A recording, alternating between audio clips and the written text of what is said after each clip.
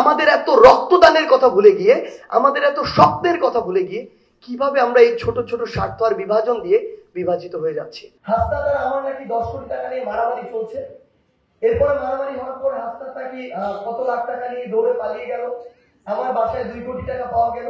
তারা বলে যে ভাই দেশে আবার যেন ওইরকম কিছু কায়েম না হয়, প্রয়োজন আমরা এখান থেকে আবার জীবন দিতে যাব।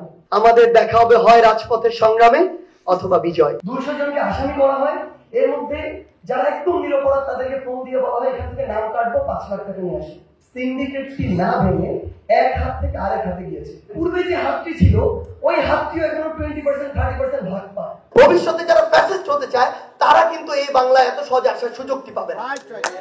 বিভিন্ন জায়গায় ক্ষমতার অপব্যবহার করছে, এরা সমন্বয় হয়েছে 5 তারিখের পর। 4 আগস্ট 3 আগস্টের মতো একত্রিত হতে পারি, তাহলে কোন বহিঃশক্তি, কোন ফ্যাসিস্ট এসে আমাদেরকে আটকাবে? আমরা কি সেটি মোকাবেলা করতে পারবো না?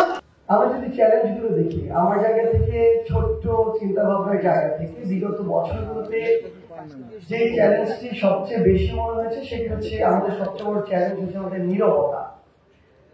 বিগত এই 6 বছরে এই ক্যাম্পাসে যেটি দেখেছি, আসলে আমি 2024 সালের যে ইলেকশন হয়েছিল সেদিন আমি বাড়িতে ছিলাম, বাড়িরই ভোটার আমি আসলে পঞ্চগড়ের, কিন্তু আমি সেদিন ভোট দিতে যাইনি। তো আমি সেদিন একটা ছোট্ট 2 লাইনের ফেসবুক পোস্ট দিয়েছিলাম যে আমাদের মতো সুবিধাবাজ, স্বার্থপর আর কাপুরুষ জনগণ এর চেয়ে বেটার রাষ্ট্র ব্যবস্থা ডিজার্ভ করে না। আমরা আসলে বিগত 6 বছরে যেটা দেখেছি যে আমরা অধিকাংশ, এই সংখ্যাটা চোখ বন্ধ করে 70-80% মানুষ হবে, আমরা নীরব দর্শক। আমরা শুধু দেখে যেতে পছন্দ করি এবং ততক্ষণ পর্যন্ত দেখতে থাকি যতক্ষণ পর্যন্ত না সেটার সরাসরি প্রভাব আমাদের গায়ের উপরে আসে। বিগত এই পুরো সময়টিতে আওয়ামী লীগের একদম অন্ধভাবে দালালি করেছে এই মানুষদের সংখ্যা কিন্তু খুব বেশি নয়, হতে পারে পুরো জনসংখ্যা হয়তো 10% যারা অন্ধভাবে দালালি করেছে, এবং খুব অল্প সংখ্যক মানুষ আরেকটা ক্যাটাগরি রয়েছে যারা হতে পারে এই সংখ্যাটা 2 থেকে 3%, যারা এই জিনিসটার প্রতিবাদ জানিয়েছে ব্যক্তিগত ফোরামে, বন্ধুদের সাথে আড্ডায়, নিজেদের মধ্যে কথা বলায়, যুক্তি তর্কে। আর 1% কিংবা তারও কম মানুষ রয়েছে যে মানুষগুলো আসলে সরাসরি ওপেন প্ল্যাটফর্মে কিংবা সোশ্যাল মিডিয়ায় এই যে প্রত্যেকটি, এই যে একটা প্যাসেজ সিস্টেম গড়ে উঠেছিল, এই সিস্টেমগুলো সমালোচনা করার সব সাহসটি দেখিয়েছিল। এখন এই যে আমরা প্রায় 70-80% মানুষ অলমোস্ট এই পুরো সময় নীরব দর্শক ছিলাম, যতক্ষণ পর্যন্ত না নিজের গায়ে আঘাতটি আসছে। আমি আমার জায়গা থেকে মনে করি, আমি যদি এই মানুষগুলো অন্তর্ভুক্ত হই, আমরা এই গোষ্ঠীটি হচ্ছে এই প্যাসেজ সিস্টেম গড়ে ওঠার, বর্তমান যে চ্যালেঞ্জগুলো ফেস করছি সেগুলো এবং ভবিষ্যতে যেগুলো ফেস করব সেগুলোর জন্য সবচেয়ে বেশি দায়ী। এবং এই মানুষগুলোর মধ্যে আরেকটি বিশেষ বৈশিষ্ট্য রয়েছে। আমি এই 2024-এর যে ছাত্র জনতার অভ্যুত্থান, এই অভ্যুত্থানের পূর্বে যেমন এগুলো দেখেছি, বর্তমানে দেখছি এবং ভবিষ্যতে আমি মনে করি এগুলো দেখব। যে জিনিসটি হচ্ছে, কিছু মানুষ রয়েছে আমাদের এই দেশে, যে এই মানুষগুলোর কাছে পুরো একটি দেশ, পুরো এই দেশের জনগণ, এই দেশ বা জনগণের স্বার্থের চেয়েও ব্যক্তিগত স্বার্থটা খুব বেশি ইম্পর্টেন্ট। তার ছোট্ট একটি প্রাতিষ্ঠানিক স্বার্থ খুব বেশি ইম্পর্টেন্ট, তার ছোট্ট একটি গোষ্ঠীর স্বার্থ খুব বেশি ইম্পর্টেন্ট। একটি রাষ্ট্রের চেয়ে একটি দলের স্বার্থ তাদের কাছে অনেক বেশি ইম্পর্টেন্ট। এবং ঠিক এই কারণেই অতীতেও যেমন আমরা এই জিনিসগুলো বারবার দেখে এসেছি, এখনো দেখছি। মানে খুবই কষ্ট লাগে যখন আমাদের সামনে একজন ভাই রয়েছেন যিনি চোখে দেখতে পান না বলে তার চোখে এখন কালো চশমা রয়েছে, আগামী পৃথিবীর আলো তিনি দেখতে পাবেন না।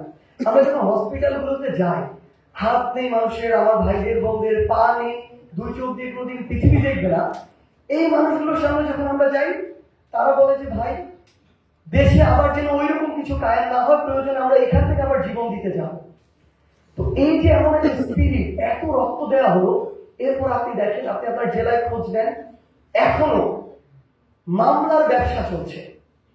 আপনি জেলাগুলোতে যান, আমাদের কাছে খবর আসে একটা মামলা দেওয়া হয়, যে মানুষটি ওই নির্দিষ্ট মামলায় কোনো সংশ্লিষ্টতা নেই, 200 জনকে আসামি করা হয়, এর মধ্যে যারা একটু নিরপরাধ তাদেরকে ফোন দিয়ে বলা হয় এখান থেকে নাম কাটবো, 5 লাখ টাকা নিয়ে আসে। মানে এই যে একটা মামলার ব্যবসা শুরু হয়েছে, এই জিনিসটি কারা করছে? আমি, আপনি, আমাদের মতো মানুষগুলো দেশের প্রত্যেকটি সিস্টেম, এটা একটা জাস্ট উদাহরণ ছিল। আমরা আজকে আমাদের জায়গা থেকে বলছি দ্রব্যমূল্যের ঊর্ধ্বগতি, এই সরকার টোটালি ব্যর্থ। চলেন আমরা একটু দেখি, মানে আমরা তো বাজারে যাই, এই দ্রব্যমূল্যের ঊর্ধ্বগতিটা কিভাবে হচ্ছে আসলে।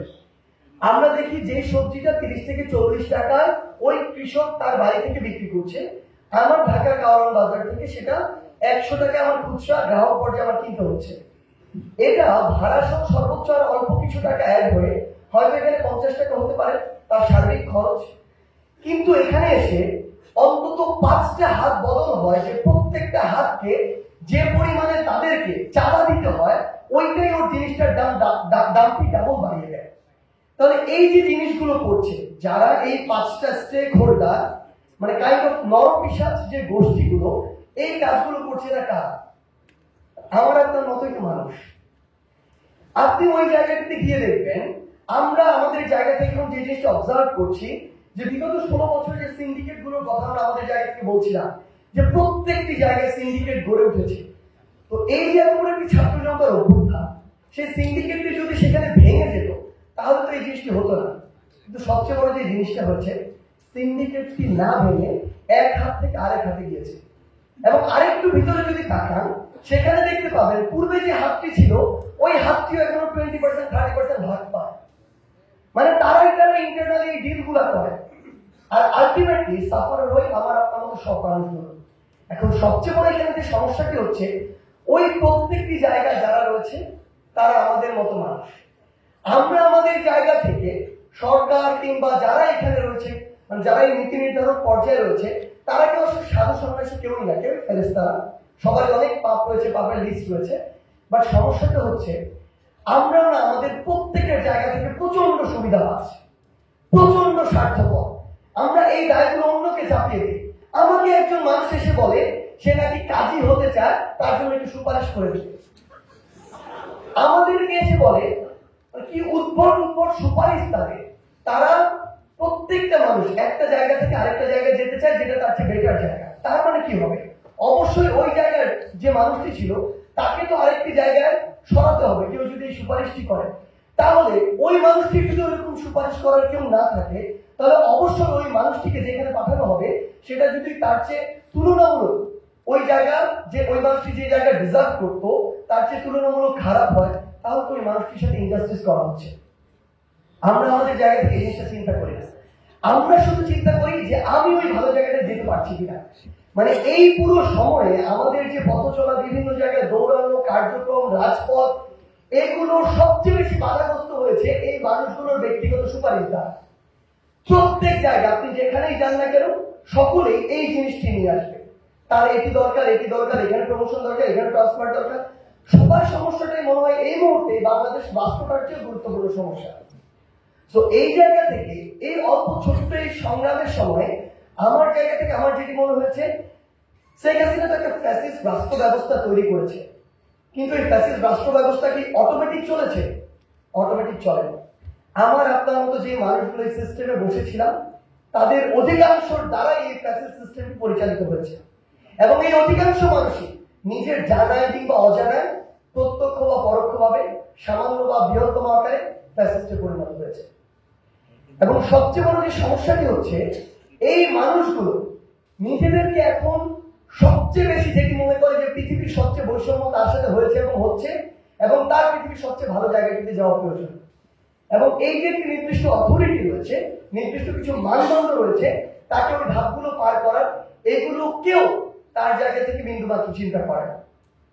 সো এই ক্ষুদ্র সংগ্রামের এই সময়টিতে আমাদের জায়গা থেকে আমরা যে জিনিসটি প্রত্যক্ষ করেছি সেটি হচ্ছে যে আমরা ব্যক্তিগত পর্যায় থেকে যে আমাদের সীমাবদ্ধতাগুলো, আমরা যে কাজগুলো করি যেগুলো আমাদের দ্বারা করা উচিত নয়, এই কাজগুলো থেকে আমাদের সরে আসতে হবে, আমাদের ব্যক্তিগত জায়গা থেকে ভালো হতে হবে। মানে আমরা যে একটা প্রতিষ্ঠানের উপরে আমাদের দায়টি চাপিয়ে দিই, একটি অন্তর্বর্তীকালীন সরকারের উপরে দায়টি চাপিয়ে দিই, সমন্বয়কদের উপরে দায়টি চাপিয়ে দিই, রাষ্ট্রের উপরে দায়টি চাপিয়ে দিই, সবচেয়ে বড় কথা হচ্ছে এই প্রত্যেকটি সিস্টেম ফাংশন করে আমার আপনার মতো অনেক মানুষের দ্বারা, এবং এই সিস্টেমের অল্প কিছু মানুষই এই ফাংশনটাকে ডিসফাংশনকে সবচেয়ে বেশি বাধা দিচ্ছে। এটি আমার জায়গা থেকে একটি দৃশ্যমান সমস্যার জায়গা মনে হচ্ছে। আরেকটি জায়গা যেটি হচ্ছে এই অল্প সময়টিতে যেটি মনে হচ্ছে যে আমরা আসলে আমাদের ব্যক্তিগত জায়গা থেকে অন্যকে ছোট করে নিজে বড় হতে চাই।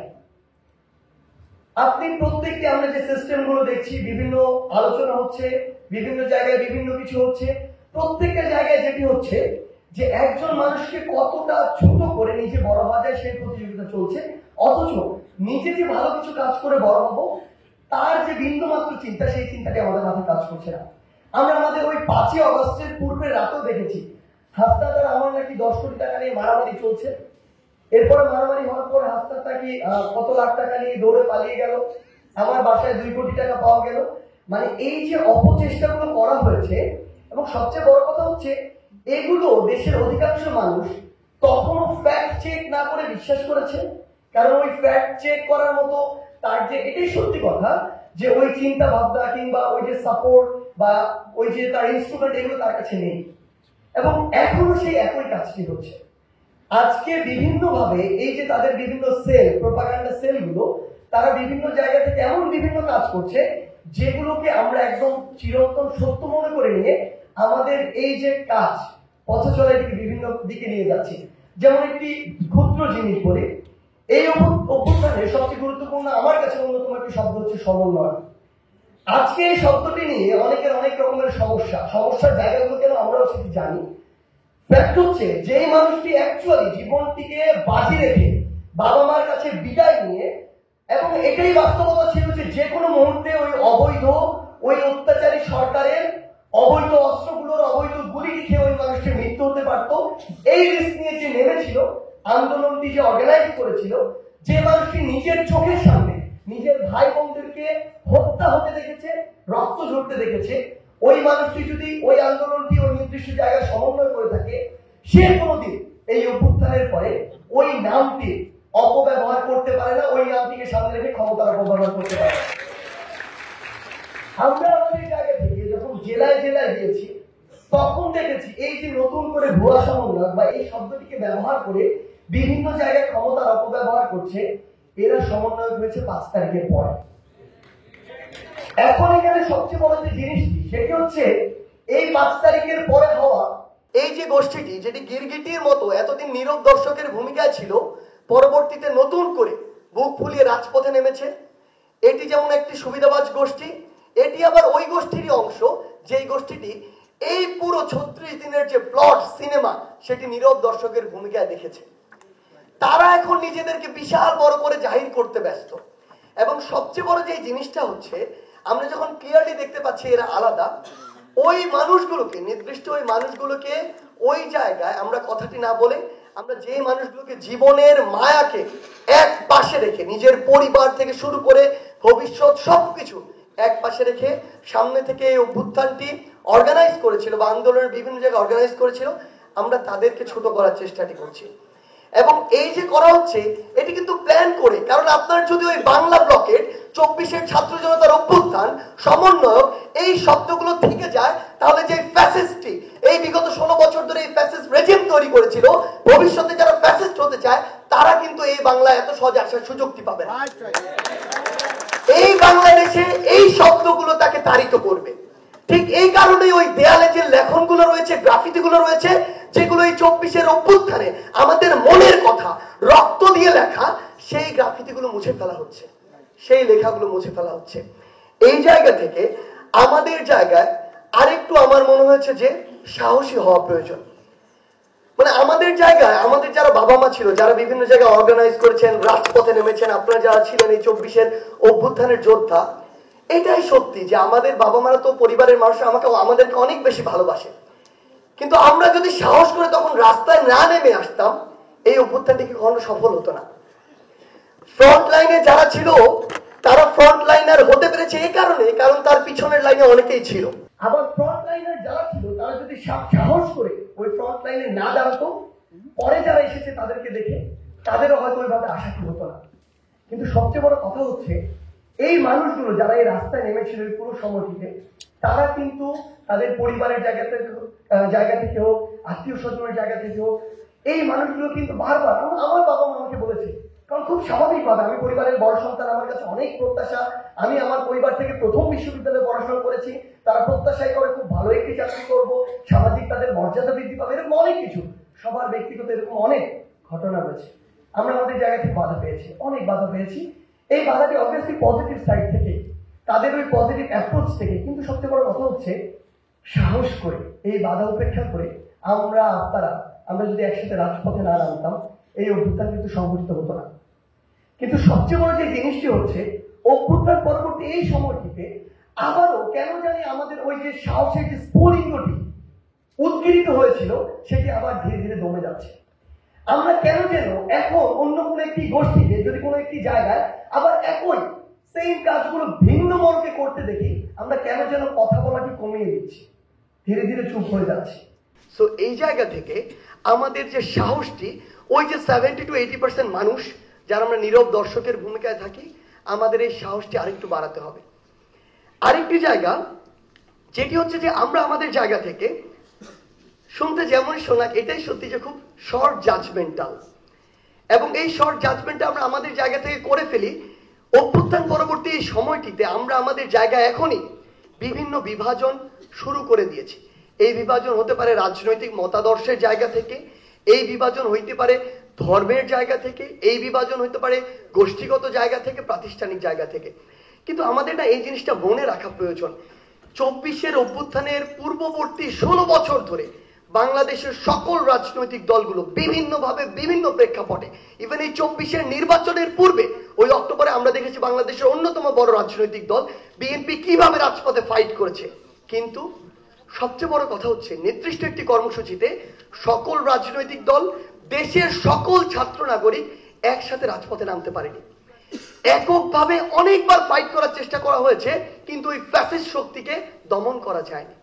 তাহলে যেই বাংলাদেশ আমরা প্রত্যাশা করছি, যেই জনগণের ভোটে নির্বাচিত আমরা একটি সরকার প্রত্যাশা করছি, সেটি তৈরি না হওয়া পর্যন্ত এই জনগণ, পুরো বাংলাদেশের মানুষের কথা ভুলে গিয়ে, একটা রাষ্ট্রের এত বড় স্বার্থের কথা ভুলে গিয়ে, আমাদের এত রক্তদানের কথা ভুলে গিয়ে, আমাদের এত স্বপ্নের কথা ভুলে গিয়ে, কিভাবে আমরা এই ছোট ছোট স্বার্থ আর বিভাজন দিয়ে বিভাজিত হয়ে যাচ্ছি।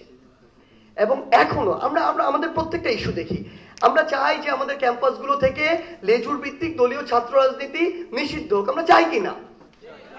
আমরা চাচ্ছি যে আমাদের এই যে ফ্যাসিস্ট যে রাষ্ট্রপতি রয়েছে, ফ্যাসিস্টের একজন দোসর, তখন সিচুয়েশন এমন ছিল যে ইনস্ট্যান্ট অনেক বহিঃশক্তি, বহির এজেন্সির তাদের চক্রান্ত হচ্ছিল, আমাদের ইনস্ট্যান্ট একটি সিস্টেমের মধ্যে দিয়ে যেতে হয়েছে, যেটি আমাদের একটি সীমাবদ্ধতা ছিল, স্বীকার করতে কোনো সমস্যা নেই। কিন্তু এখন যখন আমরা এটিতে যাচ্ছি, আমরা বিভিন্ন জায়গা থেকে তো দ্বিমত দেখতে পাচ্ছি। কেন? আমরা যদি ঐক্যবদ্ধভাবে ওই 5ই অগস্ট, 4ই অগস্ট, 3ই অগস্টের মতো একত্রিত হতে পারি, তাহলে কোন বহিঃশক্তি, কোন ফ্যাসিস্ট এসে আমাদেরকে আটকাবে? আমরা কি সেটি মোকাবেলা করতে পারবো না? এখন সবচেয়ে বড় যে জায়গাটি হচ্ছে, সেটি হচ্ছে যে আমরা আসলে এই বিভিন্ন ছোট ছোট স্বার্থ, যেটি একটি রাষ্ট্রের স্বার্থের জায়গায় খুবই ক্ষুদ্র, সেগুলোকে প্রাধান্য দেওয়া শুরু করেছে। সেই জায়গা থেকে আপনাদের প্রতি জাস্ট এটুকু অনুরোধ থাকবে, এটি আমার জায়গা থেকে, আমাদের সকলের জায়গা থেকে, যে আমাদের এখনো সময় হয়নি বিভিন্ন ক্ষুদ্র ক্ষুদ্র প্রতিষ্ঠান, গোষ্ঠী, সংগঠনের কথা চিন্তা করার।